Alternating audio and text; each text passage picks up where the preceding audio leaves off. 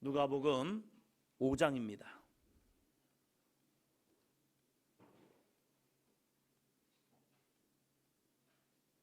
누가복음 5장 1절부터 11절까지 너무나도 유명한 말씀이죠.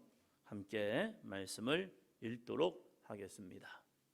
누가복음 5장 1절로 11절까지 말씀입니다. 함께 읽겠습니다. 무리가 몰려와서 하나님의 말씀을 들을새 예수는 게네사렛 호숫가에 서서 호숫가에 배 두 척이 있는 것을 보시니 어부들은 배에서 나와서 그물을 씻는지라. 예수께서 한 배에 오르시니 그 배는 시몬의 배라. 육지에서 조금 떼기를 정하시고 앉으사 배에서 무리를 가르치시더니 말씀을 마치시고 시몬에게 이르시되 깊은 데로 가서 그물을 내려 고기를 잡으라. 시몬이 대답하여 이르되 선생님, 우리들이 밤이 새도록 수고하였으되 잡은 것이 없지만은 말씀에 의지하여 내가 그물을 내리리이다 하고, 그렇게 하니 고기를 잡은 것이 심히 많아 그물이 찢어지는지라. 이에 다른 배에 있는 동무들에게 손짓하여 와서 도와달라 하니 그들이 와서 두 배의 채움에 잠기게 되었더라.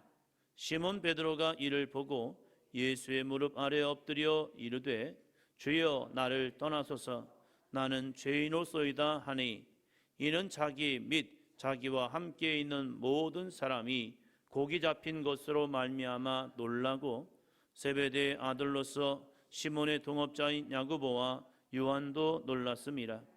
예수께서 시몬에게 이르시되 무서워하지 말라.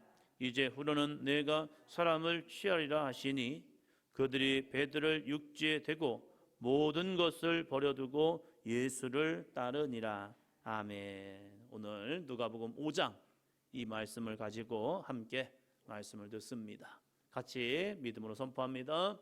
나는 예수님의 사도입니다. 사도라는 말은요, 참 우리에게 부담스럽게 느껴집니다. 그리고 성경에서 우리가 배울 때 사도라는 말은 아무나 쓰면 안 돼요, 이렇게도 배웠습니다. 그리고 학교를 다니다 보니까 학교에서 사도의 조건 해서 사도는 누가 되는가, 누가 사도가 되는가 해서 이제 했습니다. 배웠습니다. 그래서 예수님이 지명하여 부르시고 예수님의 공생애 동안 함께 하셨고 예수님의 말씀으로 양육받은 자, 그리고 예수님께서 친히 지명하신 사람, 이 사람만이 사도다. 그런데 사도행전을 읽다 보니까요, 그것이 확장이 되더라고요. 사도 바울만 자신이 사도라고 하지 아니하고 함께 복음을 전하며 보내심을 받은 사람, 그 사람들을 사도 바울은 사도다라고 말합니다.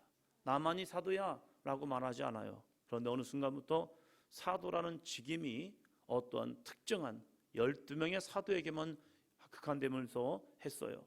근데 12명에게는 우리는 제자라는 이름이 있잖아요. 근데 그 제자라는 이름을 요즘도 쓰거든요. 우리도 쓰거든요. 그래서 교회마다 제자 훈련해서 누구 제자반 해서 하거든요. 근데 사도라는 이름을 쓰기에는 이상하게 너무 거부감이 있고 좀 멀리 둔 것 같아요.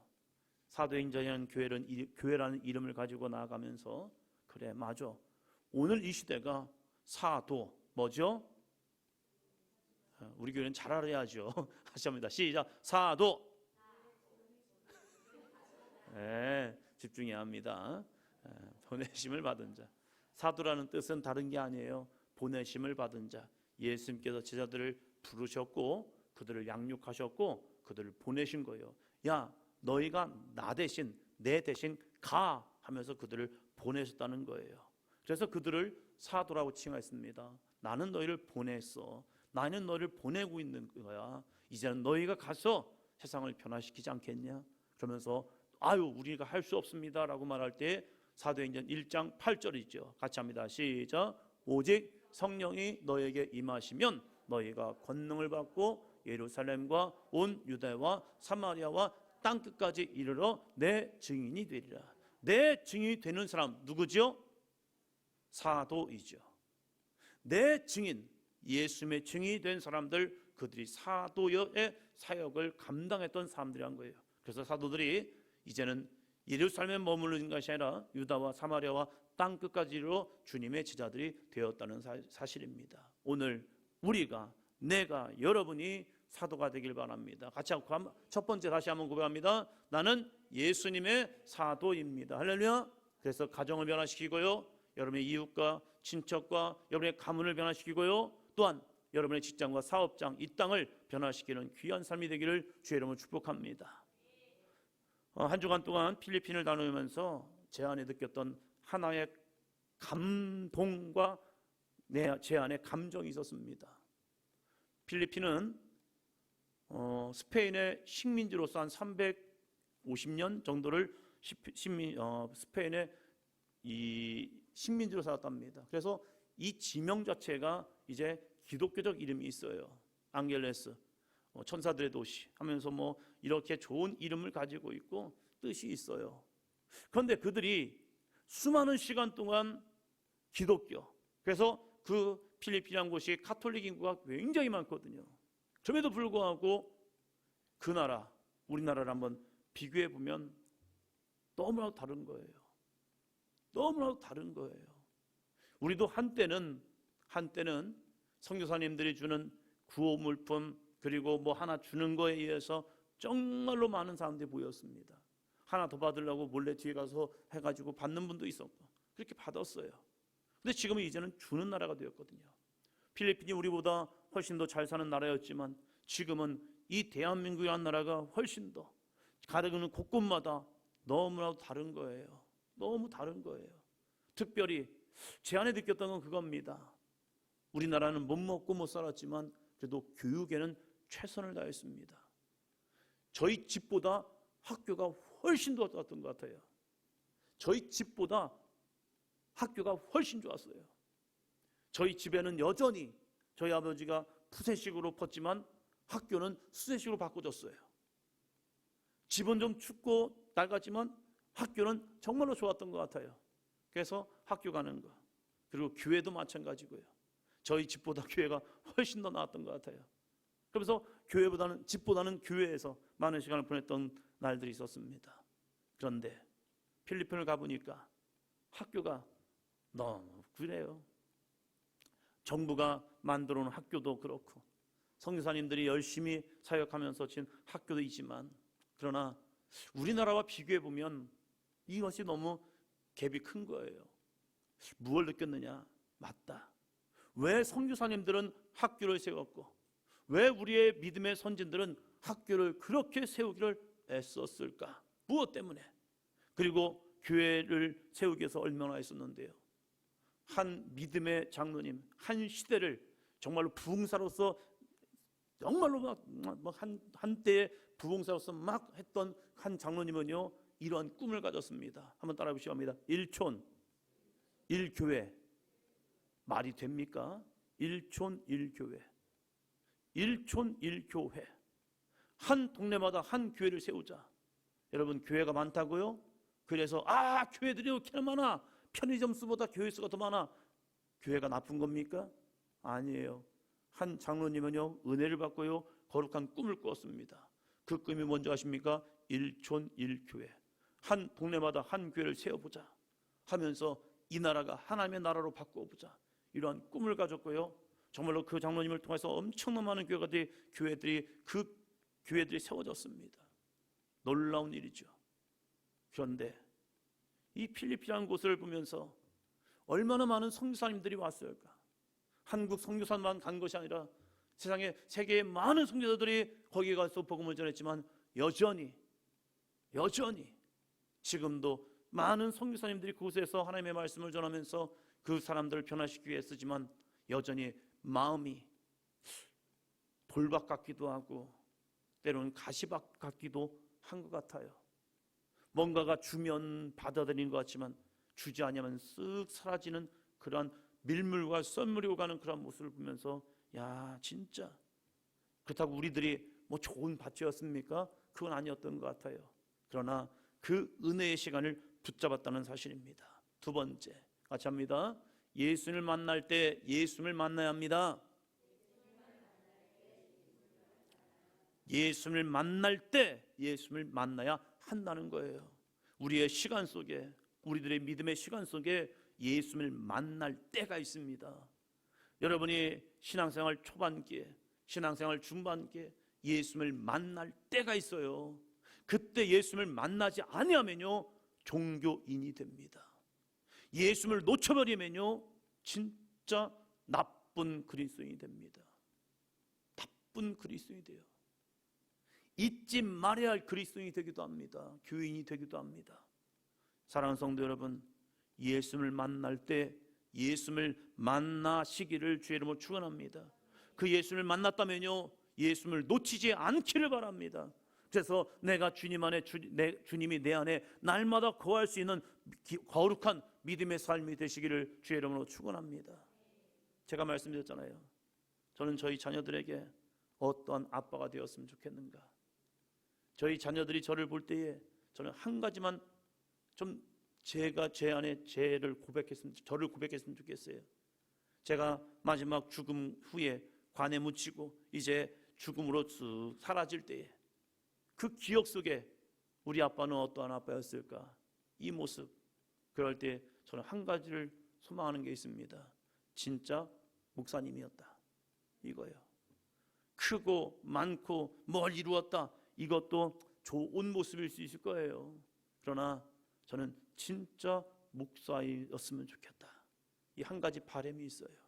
그래서 우리 아빠는 진짜 목사님이었어, 이 마음. 목회를 하면서 보면서 제 안에 갈등은 그거예요. 저분은 행복할까? 목사님들하고 많은 시간을 보내면서 이런 고백을 물어봤어요. 저분은 정말 행복할까? 그랬더니 어떤 목사님 그래요. 자기 행복하지 않대요. 미치겠대요. 몽둥이 있으면 교인 중에 누구 한 때리고 싶대요. 막 그렇게 힘들게 한대요. 근데 제가 그 고백을 했어요. 저는 행복한데요. 그랬더니 아유 목사님이 행복하죠. 근데 나는 행복하지 않대요. 무엇 때문일까? 정말 우리들의 신앙의 삶 속에 여러분 행복하십니까? 아니면 너무 힘드십니까? 사랑하는 성도 여러분, 우리 사도행전교회 성도 여러분, 행복하십니까? 아니면 힘드십니까? 주여, 저만 행복한가요? 회개해야죠. 목사만 행복하면 안 되는데. 주여, 우리 교인들에게도 행복이 정파되게 하여 주옵소서. 우리 막내의 별명이 행복입니다. 그 아이를 태어나면서부터 많은 행복이 주어졌고 그 아이를 볼 때마다 참 행복해요. 그러면서 이 아이는 정말로 커가면서 많은 행복을 줬어요. 근데 그 아이가 하는 말이 그러면서 나는 힘들었다고 그 얘기하는 거예요. 왜 힘들었냐 했더니 자기는 행복을 나눠주기 위해서만 힘들었다고. 아니야, 너 때문에 얼마나 행복한데 네 안에 네가 모르는 행복이 있는 거야. 그러면서 너 때문에 우리 가정이 얼마나 행복했고 너를 볼 때마다 엄마 아빠가 얼마나 행복했는데 이거 합니다. 여러분이 여러분을 못 보기 때문에 그래요. 저는 여러분이 함께 있어 정말 행복합니다. 할렐루야. 옆 사람 한번 보시면서요, 당신이 있어 행복합니다.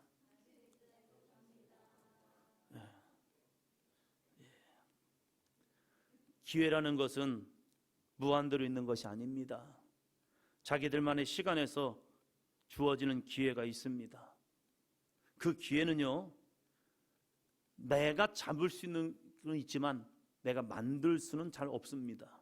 그래서 때가 있다는 거예요. 그때에 그 기회를 잡지 못하면요, 놓쳐버리고 영영 그 기회가 오지 않기도 합니다. 예수님께서 성육신으로 하여 이 땅에 오셨을 때에 예수님을 만날 수 있는 기회가 있었습니다. 근데 그 기회를 놓쳐버린 사람들이 있습니다. 그들을요, 성경이 이렇게 말합니다. 한번 더 합니다. 무리라고 말해요. 그래서 무리들은요, 이름이 없습니다. 그리고 어떠한 역사도 없습니다. 근데 그 무리 가운데 사람들이 있습니다. 이름이 전파되는 사람이 있고요, 그의 삶이 나타나는 사람이 있습니다. 똑같이 무리 가운데 있었습니다. 많은 무리 가운데 있었는데 그 무리 가운데 유독 이름이 기록되고 사건이 기록되는 그 사람들이 있다는 거예요. 그들은 뭐였느냐? 자기에게 주어진 기회 속에서 예수님을 만났다는 사실입니다. 우리도 마찬가지입니다. 여기 우리들이 모였지만 우리들이 무리가 될 수 있고요, 여기에 누군가는 예수님을 만남을 통하여 이 시간 여러분의 삶이 하나님의 역사 속에 기록되는, 박재영 이 시간 예수님을 만났고 예수님을 경험했고 예수님의 능력을 경험했노라. 할렐루야. 여러분의 이름이 이 시간에는 몰라요. 그러나 하나님의 역사 속에 이 시간 2023년 12월 1일 금요 성령 집회를 통해서 그 사람이 무리가 아니라 그 사람이 하나님의 이름에, 하나님의 나라에, 하나님의 역사 속에 기록되는 이름이 되었노라. 할렐루야. 그 뭐예요? 기회를 붙잡았기 때문에 그래요. 오늘 우리가 함께 모여서 예배하지만 그 기회를 붙잡은 사람들이 있다는 사실이에요. 그런데 그 기회를 붙잡기 위해서 필요한 건 뭔지 아십니까? 바로 제목 같이 읽습니다. 시작. 버릴 때 채워지는 은혜가 있다는 사실이에요. 무엇을 했습니까? 만날 수 있는 기회 속에서 그 기회를 잡기 위해서 뭔가를 놓아야 한다는 거예요. 버릴 때 채워지는 은혜가 있다는 거예요. 예수님이 십자가를 메고 올라가실 때에 구레네 시몬이 예수님을 보고 있었습니다. 로마 병사가 구레네 시몬을 불러내는 겁니다. 너 일리 와. 그러면요, 그 가운데 십자가를 맨다는 것은 저주였기 때문에 도망칠 수 있었습니다. 그러면 이 구레네 시몬은 그걸 놓쳤을 겁니다. 누가 이 십자가를 지고 가는 이 사람, 피가 철철 흘려가지고요, 그 십자가에는 피가 묻었을 겁니다. 피 묻은 십자가를 예수님이 메고 가다가 쓰러집니다. 그때 로마 병사가 구레네 시몬에게 너 이리 와 합니다. 이리 와 했을 때 구레네 시몬이 도망칠 수 있다니까요. 왜요? 그는 죄수가 아니에요. 죄인이 아니에요. 그는 종도 아닙니다. 유월절을 지키기 위해서 올라온 믿음의 사람입니다. 누구도 그 십자가를 지려하지 않습니다. 그 무리 가운데는요, 예수님의 제자도 있었을 거예요. 예수님의 십자가를 지고 하는 그 모습을 바라보면서 제자들은 눈물을 흘렸을 겁니다. 그러나 그 십자가를 감히 옆에 가서 함께 져주는 제자는 없었다는 사실이에요. 제자들이 멀리 있었기 때문에 아닐 것 같아요. 누군가는 그 옆에서 예수님이 십자가를 지는 모습을 그냥 보면서 그냥 눈물 흘리면서 어떡하지 라고 했을 거예요. 그런데 그 가운데 구레네 시몬을 로마 병사가 그것도 부른 거예요. 그게 하나님의 부르심입니까? 육신적으로 생각하면요, 그것은 하나님의 부르심이 아니라고 생각했을 거예요. 그것은 하나님의 선택이 아니었을 거라고 생각했을 거예요.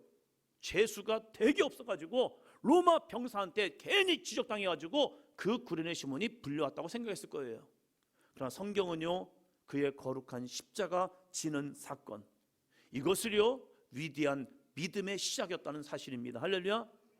정말로 세상적으로는 재수 없는 날이 이 구레네 시몬에게는요 정말로 예수님을 가장 가까이서 만나고 그 예수님의 십자가를 누구도 함께 지지 않았지만 구레네 시몬은요 예수님의 십자가를 함께 짐을 통하여 그의 두 아들이 교부 시대의 가장 위대한 역사를 함께 써가는 위대한 아들로서 믿음의 사람으로서 변화되는 거룩한 시작점이 되었다는 사실입니다.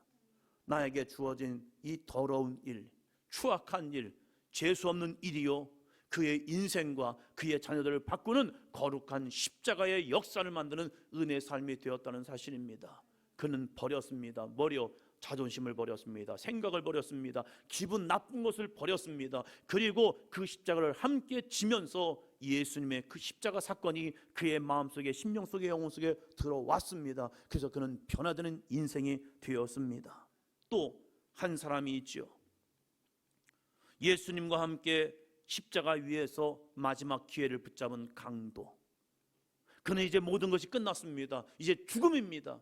그런데 그 죽음 가운데 그 마지막 순간에 자기 옆에 예수님이 매달린 겁니다.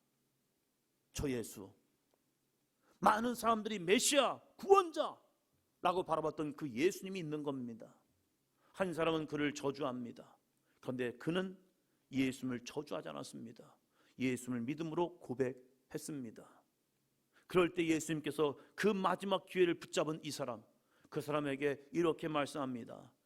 네가 나와 함께 오늘 낙원에 있으리라. 할렐루야. 그 엄청난 기회, 한 사람은 그것을 헌신자처럼 내번졌습니다. 이건 기회가 아니야, 저는 메시아가 아니야 라고 했지만 다른 한편에 있는 강도는요, 아니 그분은 우리의 메시아야. 그 거룩한 믿음의 고백을 붙잡았을 때에요, 그는 위대한 역사, 오늘 내가 나와 함께 낙원에 있으리라. 할렐루야. 오늘 이 밤이 우리에게 이 기회가 되는 귀한 밤이 되기를 주의 이름으로 축원합니다. 기회는 내가 만드는 것이 아닙니다. 기회는 하나님의 은혜입니다. 이 기회를 믿음으로 잡을 때 우리는 예수님을 만날 수 있습니다. 내 마음에 지금 무엇이 가득합니까? 내 안에서 무엇을 버려야 합니까? 무엇을 내려놓아야 합니까? 여러분, 예수님 못 만난다고요? 아닙니다. 여러분에게 불가능이 변화해서 가능케 되는 은혜를 경험하기를 주의 이름으로 축원합니다. 이사야 55장 6절은 우리에게 이렇게 말합니다. 같이 합니다. 너희는 여호와를 만날 만한 때에 찾으라. 가까이 계실 때에 그를 부르라. 할렐루야. 너희는 여호와를 뭐 할 때요? 만날 만한 때. 그래서 주님이 우리를 부르셨단 말이에요. 이 자리에 여러분을 부르셨습니다. 할렐루야. 왜요? 만나 주시기 위해서. 가까이 계실 때 그를 뭐하라? 부르라. 불러야죠. 불러야죠. 아이는 엄마를 부릅니다. 응애 응애 응애. 말도 안 돼요. 그러나 응애라고 부를 때에 그 소리를 엄마는 듣고요, 모든 걸 다 해결해 줍니다. 부른다는 것은요, 한 번 더 합니다. 입을 열고 부르는 겁니다. 부를 때 입을 여는 겁니다. 내 곁에 계신 주님이지만 부르랍니다. 가까이 계신 분이지만 그를 부르라고 말씀하고 있습니다. 부르는 것은요, 믿음의 표현입니다. 내가 주님을 간절히 부른다는 것은 내가 주님을 간절히 사모한다는 믿음의 고백입니다. 그 주님을 이 시간 부르주셔서 정말로 주님의 은혜와 능력을 경험할 수 있는 삶이 되기를 주의 이름으로 축원합니다. 오늘 누가복음 이 5장 말씀은요, 베드로와 야고보 그리고 요한, 안드레를 부르는 사건입니다. 오늘 이 말씀을 가지고 여러분에게 버릴 때 채워지는 은혜라는 제목으로 말씀을 전합니다. 내가 버려야 할 것 무언가?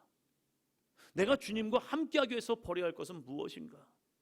여전히 내가 주님과 동행하고 있는지 이걸 찾기 위해서 내가 버려야 할 것은 무엇인가?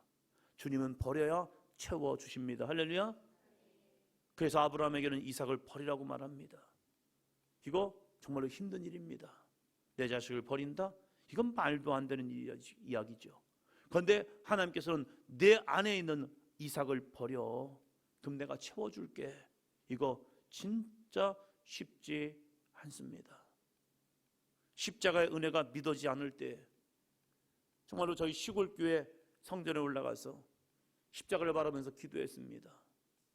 빨간 휘장이 져 있고 그 가운데 십자가, 빨간 불이 켜 있는 십자가. 그 십자가를 보면서 제 안에 믿음이 없는 거예요. 십자가를 봐도 예수님의 죽음이 왜 내 죽음일까? 예수님의 죽음을 통하여 왜 내가 구원받지? 이 문제가 제 안에 풀리지 않는 거예요. 3일 만에 죽었다가 부활한다? 그 모든 사건을 안다면 내가 죽는다는 거, 그것은 무슨 죽음일까? 어렸을 때 쓸데없는 사고와 생각 속에 살던 저에게 이 고민이 오기 시작한 거예요. 그러면 이 십자가의 죽음을 믿어야 할까? 부활을 믿어야 할까? 이 문제를 가지고 성전에 올라가서 십자가 바라보면서 혼자 씨름하는 거죠. 이게 진짜 믿어야 할 것인가? 할 때에 제 안에 확실한 주의 응답이 들려왔습니다. 그게 뭐냐면 네가 죽어봐. 너 죽어봐. 내가 살려줄게. 이 주님의 응답이었습니다. 그럴 때에 제가 고백한 게 있습니다. 하나님, 죽지 않고 잘 믿을게요. 죽는 게 두려웠습니다. 죽으면 살려주신다는데 죽고 사는 믿음이 아니라 그냥 살아서 잘 믿어보자. 그래서 다시는 그 질문을 하지 않았습니다. 그러면서 멀쩡할 때 잘 믿자. 괜히 아프고 힘들고 망하고 믿는 것이 아니라 멀쩡할 때 잘 믿자. 죽음을 경험하고 다시 믿는 것이 아니라 그 죽음을 경험하지 않고 그냥 잘 믿다가 주님이 부르시는 그날에 가는 게 훨씬 더 좋겠다. 그래서 매 맞기 전에 용서를 비는 아이가 있잖아요. 엄마가 매를 딱 들었을 때 분위기 딱 알고 엄마 잘못했어요. 엄마 잘못했어요. 귀에 그러나? 그런 아이가 있단 말이에요. 엄마 잘못했어요. 그러면요 엄마가 혼날라가도 잘못했다는데 알았다. 다못하지 마 하면서 끝낼 수 있잖아요. 우리가 하나님 앞에서도 때가 있다는 거예요. 그 때를 잘 붙잡아서 주님을 만나고 주님의 용서와 주님의 은혜와 긍휼을 경험할 수 있는 저와 여러분이 되기를 주의 이름으로 축원합니다. 첫째입니다. 첫째, 같이 합니다.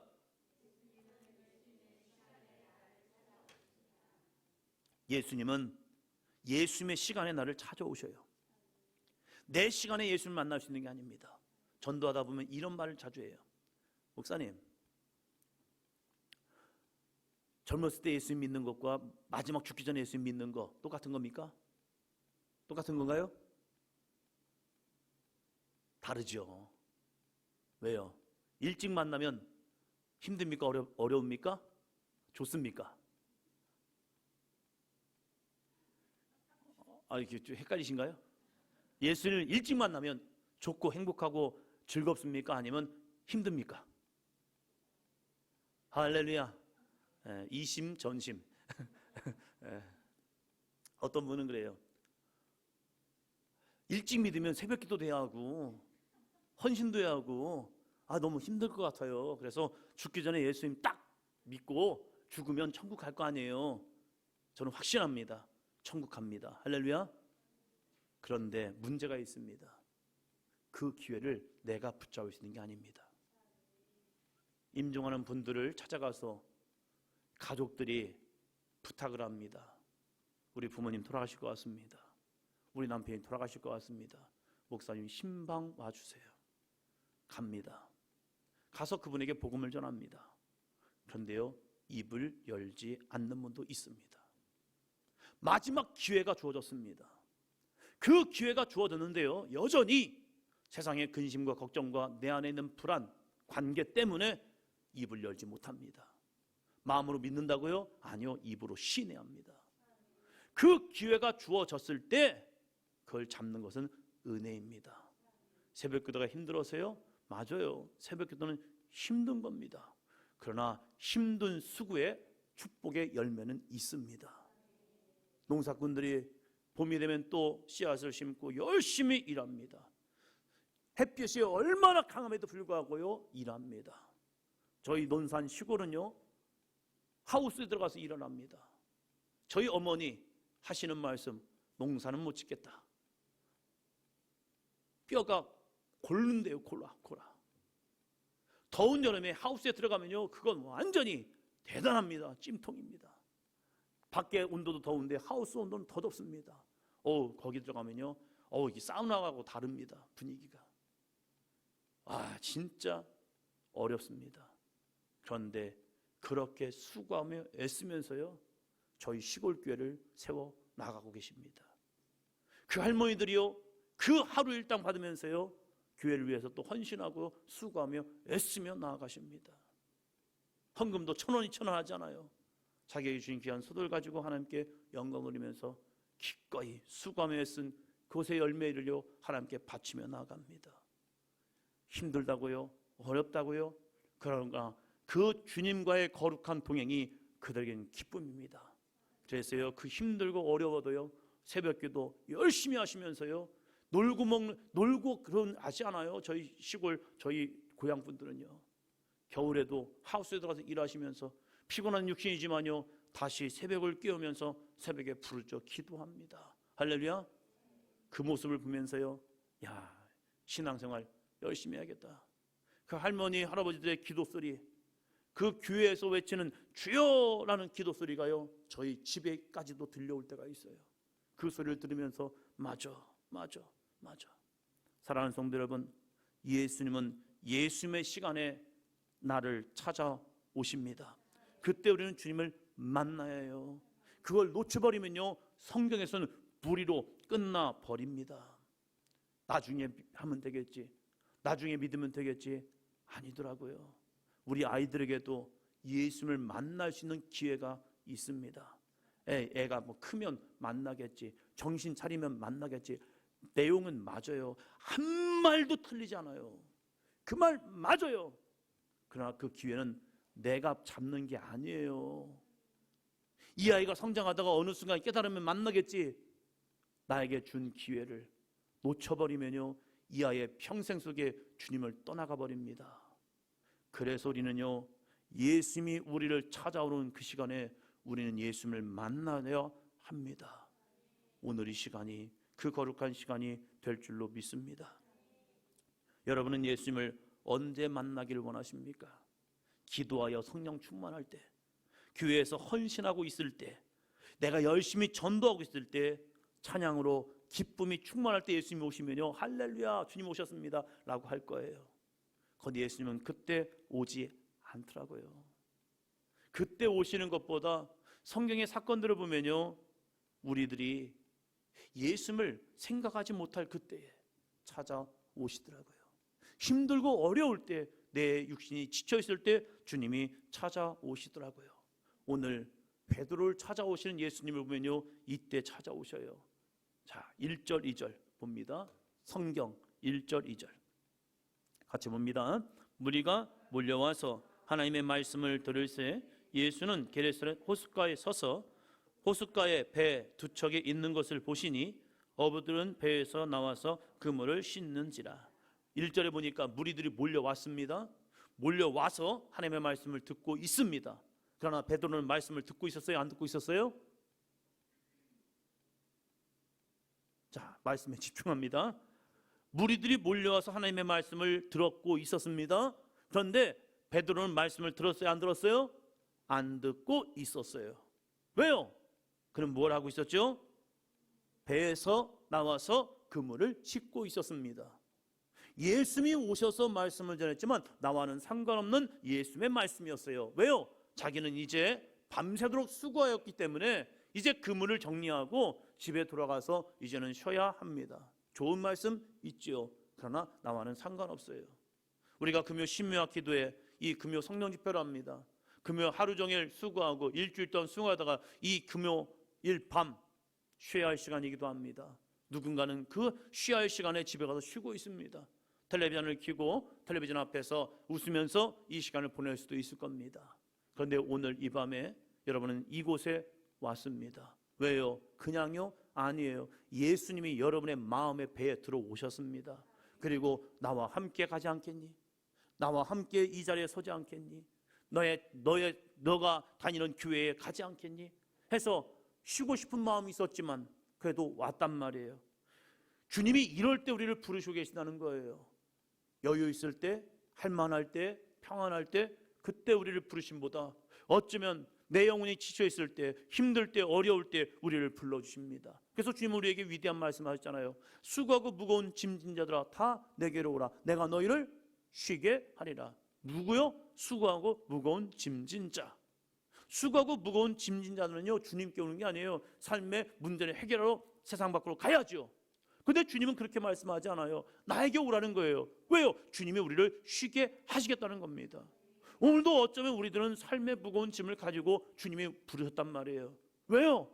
그 주님께서 우리에게 쉼을 주시겠다는 거예요. 너는 쉼을 가져. 내가 문제를 해결해 줄게. 할렐루야. 이 믿음으로 지금 주님이 이 베드로를 찾아오셨단 말이에요. 그런데 때로는 우리들의 삶에 내가 생각하지 못한 시간 속에 주님이 나를 찾을 때가 있다는 사실이에요. 그때 우리는 어떤 반응을 할 거냐 이거예요. 예수님 믿으라고 하면요, 저는 지금 너무 바빠서 예수님 믿을 시간이 없습니다. 좀 한가해지면 내가 예수님 믿어볼게요 라고 하는 사람도 있습니다. 한가해지면 예수님 믿을 수 있을까? 시간적 여유가 있으면 예수님 믿을 수 있을까? 지금 제가 자녀 교육으로, 자녀 양육으로 너무 바쁜데, 너무 분주한데, 제가 쉴 틈도 없는데 내가 예수를 믿는다는 거 더 무거운 짐인 것 같습니다. 아니에요. 그때 주님이 우리를 부르고 계시다는 거예요. 왜요? 무거운 짐을 주기 위해서가 아니라 그 무거운 짐을 우리에게 내려놓아 주시기 위해서 우리를 부르고 계시다는 사실이에요. 그래서 너는 나를 가까이 있을 때 만나고 찾아라, 부르지라, 그러면 내가 너를 만나 줄게 라고 우리에게 말씀하고 있다는 사실이에요. 우리가 주님 부르고 있다는 거예요. 예수님, 오늘은 너무 피곤하고 힘들어서 못 나올 것 같습니다. 그러지 않았잖아요. 우리가 주님의 부르심이 왔잖아요. 베드로도 마찬가지입니다. 자신의 시간을 버립니다. 자신이 지금 이제 그물을 싣고 집으로 가야 하는데 자신의 시간을 버림으로 예수님을 만나게 됩니다. 자신의 생각을 버립니다. 내 생각에는 맞지 않아요. 예수님이 깊은 데로 가서 그물 내려 고기를 잡으라 라고 말할 때 내 생각은 그게 맞아요, 틀려요? 틀렸단 말이에요. 그런데 이 베드로는 말하잖아요. 주의 말씀에 의지하여, 내 생각은 아닌 것 같지만 주님의 말씀에 의지하여 한번 해볼게요. 할렐루야. 생각을 버리고 내 방법을 버린 거예요. 그리고 내 시간, 이 시간을 주님께 버린 거예요. 그럴 때 주님을 만났고요, 주님을 경험했고요, 기적을 경험하게 됩니다. 사랑하는 성도 여러분, 주님이 우리에게 오늘 무엇을 버리게 할까? 내 안에 무엇을 내려놓게 하실까? 그걸 찾아내시기를 바랍니다. 그리고 그 음성 들으시고요, 이 시간 이제 우리가 함께 찬양하고 기도할 때에 그것을 내려놓아야 합니다. 그러면 내려놓은 것에, 버린 것 속에 주님은 채워주시는 은혜가 있습니다. 4절부터 6절까지 볼까요?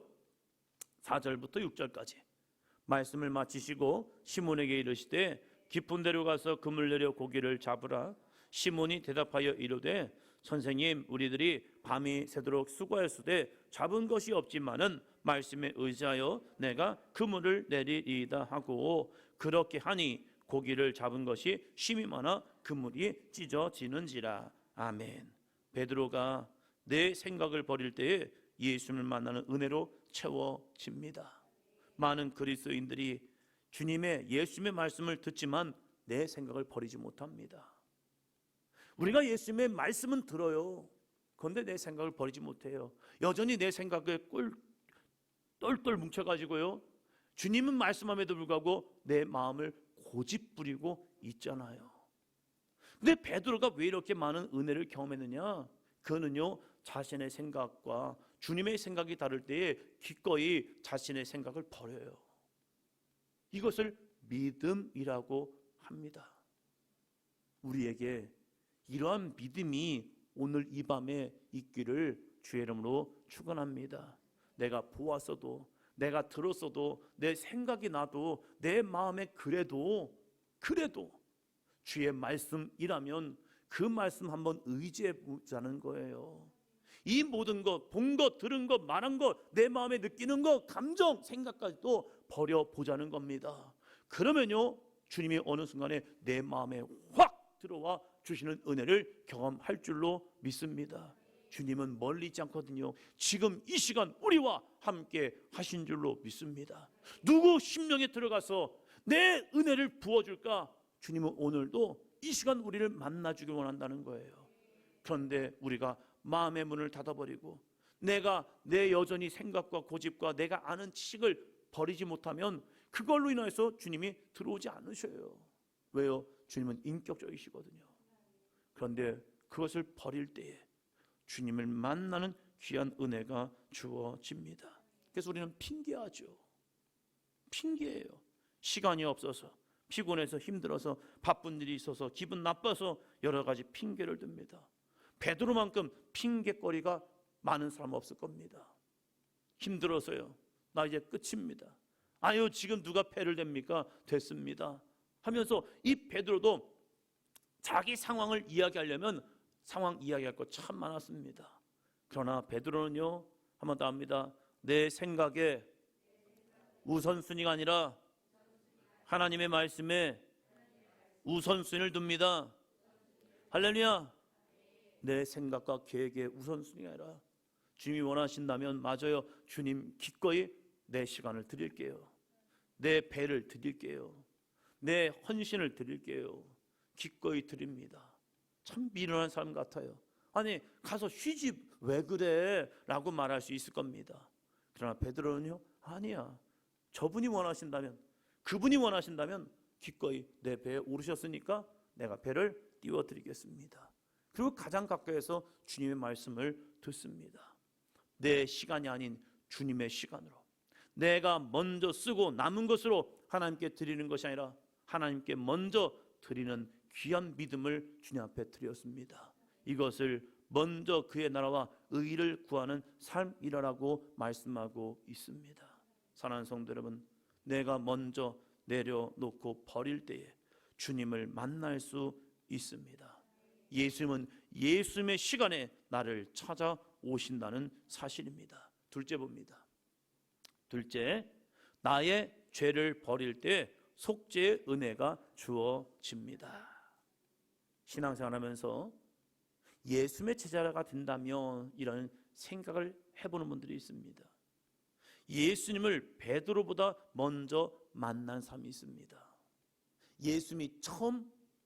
베드로가 처음 예수님을 만난 사람 아니에요. 1절 다시 한번 볼까요? 1절 무리가 몰려와서 하나님의 말씀을 들을새 예수는 게네사렛 호숫가에 서서, 무리라는 사람들이 있단 말이에요. 무리라는 것은 적은 명수가 아니에요. 많은 명수예요. 그 많은 사람들이 하나님의 말씀을 들었습니다. 그러나 행동한 사람은요, 베드로였습니다. 우리들이 말씀만 듣고 가는 무리들이 얼마나 많은데요. 한국교회 우리들 모습도 마찬가지예요. 우리가 주일날 예배를 드리지만 말씀만 듣고 집으로 그냥 가는 무리도 있어요. 때로는 여러분들이 무리가 될 때가 있어요. 도대체 오늘 무슨 말씀 들었지? 그 말씀을 기억하지 못하고 가면요, 내가 무리가 될 수 있다는 거예요. 우리는 예배를 통해서 예수님을 만나야 합니다. 할렐루야. 오늘 이 밤에 이 금요 성령 집회를 통해서 내가 무리가 되면 안 돼요. 그냥 예수님 봤어요, 예수님 들었어요, 좋았어요 라고 끝나면 안 돼요. 예수님이 나에게 무엇을 요구하실까? 사랑하는 성도 여러분, 좋은 말씀 들어서 변화되는 게 아닙니다.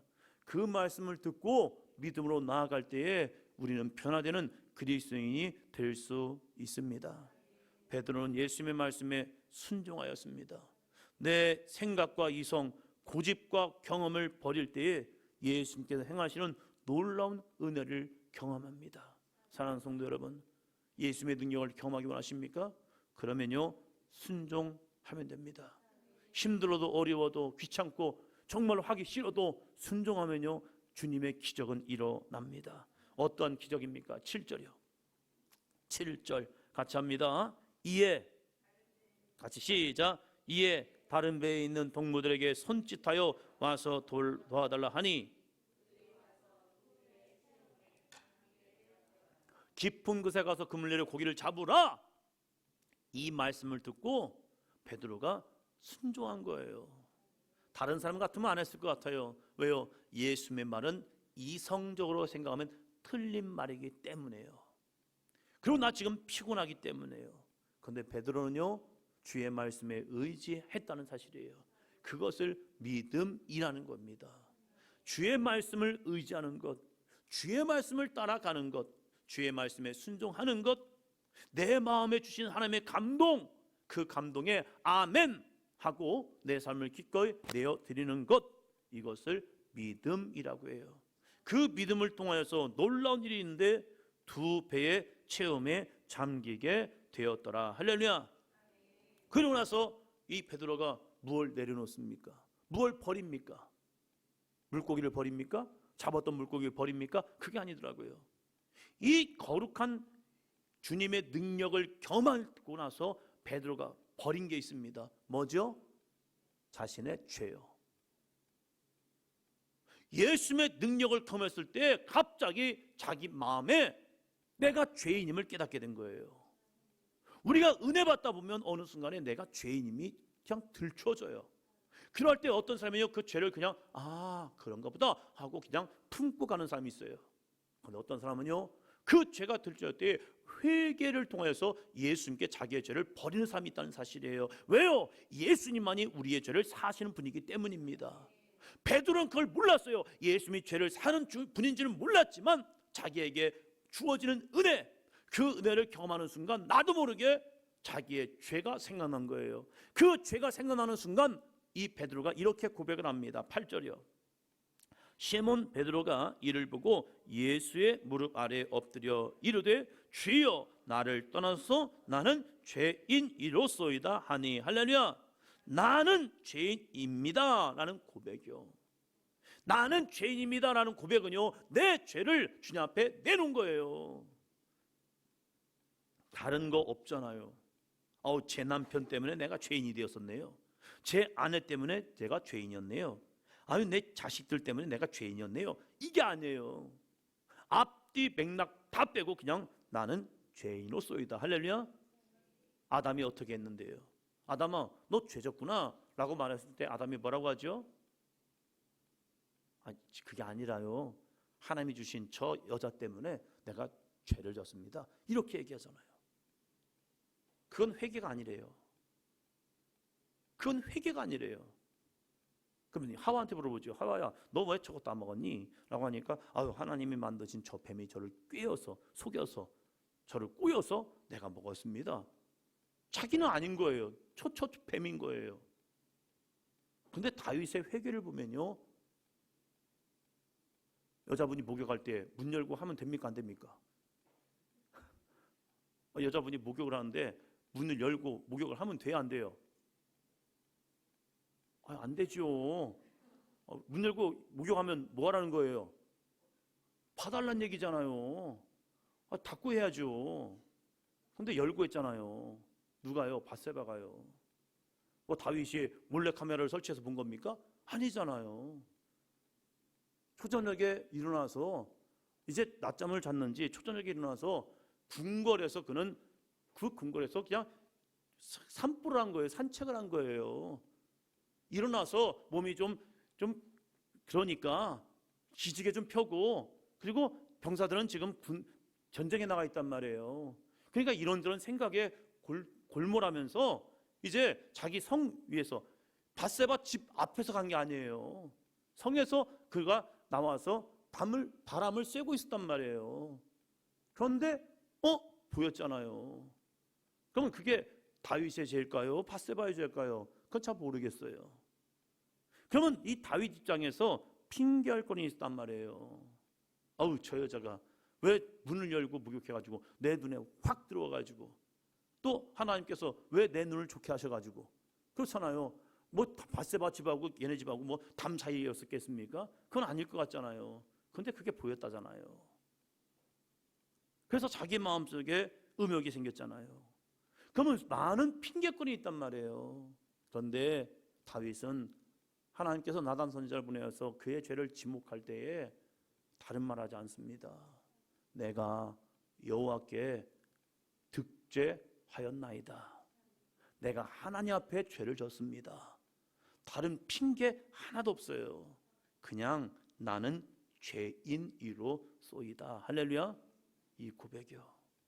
이 고백을 하나님 앞에 내어놓은 겁니다. 버린 겁니다. 베드로가요, 예수를 만나고 나의 죄를 예수님께 버립니다. 그럴 때에 속죄의 은혜가 주어집니다. 예수님이 그랬어?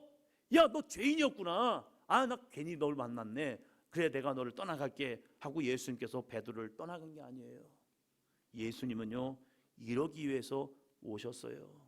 누가복음 5장 32절 같이요. 내가 의인을 부르러 온 것이 아니요 죄인을 불러 회개시키러 왔노라. 그래, 맞아, 너 죄인이야. 그런데 내가 의인을 부르러 온 것이 아니라 죄인을 불러 뭐 하기로 왔다고요? 회개시키러 왔노라. 할렐루야. 그러면서 이사야 선지자 이렇게 말합니다. 이사야 1장 18절이요. 여호와께서 말씀하시되 오라 우리가 서로 변론하자. 너희의 죄가 주홍같이일지라도 눈과 같이 희어질 것이요 진홍같이 붉을지라도 양털같이 희게 되리라. 할렐루야. 사모님 이거 꺼주세요. 오라 우리가 서로 변론하자. 너희의 죄가 주홍 같을지라도 눈과 같이 희어질 것이요 진홍같이 붉을지라도 양털같이 희게 하리라. 할렐루야. 그래서 죄를 나에게 버리지 않겠니? 예수님의 십자가 앞에 너의 죄를 내어놓지 않겠니? 아니 나 죄 내어놓으면, 내 허물을 내어놓으면, 내 잘못을 내어놓으면 하나님이 나 책망하는 거 아니에요? 하나님이 나 꾸짖는 거 아니에요? 하나님이 저 죽이는 거 아니에요? 아니, 내가 의인을 부르러 온 것이 아니요 죄인을 불러 회개시키러 왔노라. 할렐루야. 여러분, 이 밤에 우리의 죄를, 내 안에 생각나는 죄를, 한 주간에도 나도 모르게 내가 지었던 죄의 모습이 있을 거 아니에요. 주님, 생각나게 도와주세요. 내 믿음 없는 말들, 나도 모르게 내 감정에 끌려서 했던 말들, 그것이 나는 그냥 했는데 이게 바로 죄라는 거구나. 주님을 신뢰하지 않는 것, 하나님을 업신여긴 것, 이것이 죄구나. 이 죄를 주님 앞에 버리시기 바랍니다. 주님은요 그 죄를요 쓸어 담으십니다. 우리에게 이렇게 말씀하십니다. 내 죄를 사하노라. 그래서 우리는 예수님 앞에 회개를 할 수 있는 거죠. 사랑하는 성도 여러분, 이 베드로가 예수님을 만나고요 참 대단한 일을 합니다. 자신의 죄를 예수님 앞에 버렸다는 사실이에요. 근데 예수님은 그를 책망한 것이 아니라 그의 죄를요 싹 쓰다무더니 이렇게 말씀하시죠. 세 번째요. 셋째 같이 합니다. 나의 소중한 것을 버릴 때 제자라는 은혜가 주어집니다. 사람에게 소중한 것 중에 하나가 가족이죠. 가족은 자신의 뿌리이고 열매이기 때문입니다. 그래서 부모를 공경해야 하고 자녀를 사랑으로 양육해야 합니다. 이러한 사람에게 가족을 버린다는 것은 너무 힘든 일입니다. 그래서 아브라함에게도 이삭을 버리는 번제물로 드리는 사건이 주어진 거죠. 베드로도 위대한 제안을 합니다. 10절 하반부 10절 같이 읽습니다. 시작. 10절이요. 시작.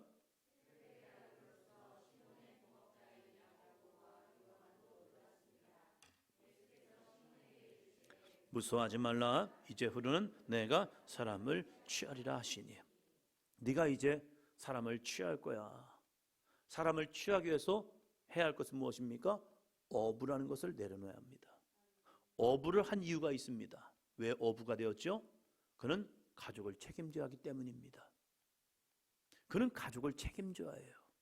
그래서 어부라는 직업을 선택했고, 힘들어 어려워도 매일같이 바다에 나가 갈릴리 호수에 나가서 그는 그물을 내린 겁니다. 그런데 예수님께서 자신의 죄를 고백하는 베드로에게 다른 말씀하지 않고 이제 무서워하지 말라. 이제 후로는 내가 사람을 취하리라. 이렇게 말씀합니다. 이제 후로는 사람을 취할 거야. 그의 삶의 목표를 바꿔줍니다. 먹고 사는 인생이 아니라 사람을 취하여 사람을 하나님께로, 주님께로 인도하는, 죄인들을 끌고 와서 예수 앞에 내놓고 그 죄인들이 회개하여 구원받는 은혜를 경험케 하는 사람을 취하는 자가 되게 하시겠다는 겁니다. 지금까지 우리는 먹고 살기 위해서 했었습니다. 그러나 우리는 사람을 취하는 자가 되어야 합니다. 죄인들을 불러다가 주님께로 인도하여 그들이 회개하여 구원을 얻도록 우리는 내어놓아야 합니다. 그렇게 주님께서 말씀하시니 11절 베드로가 또 이렇게 버립니다. 뭘 버립니까? 11절 같이요.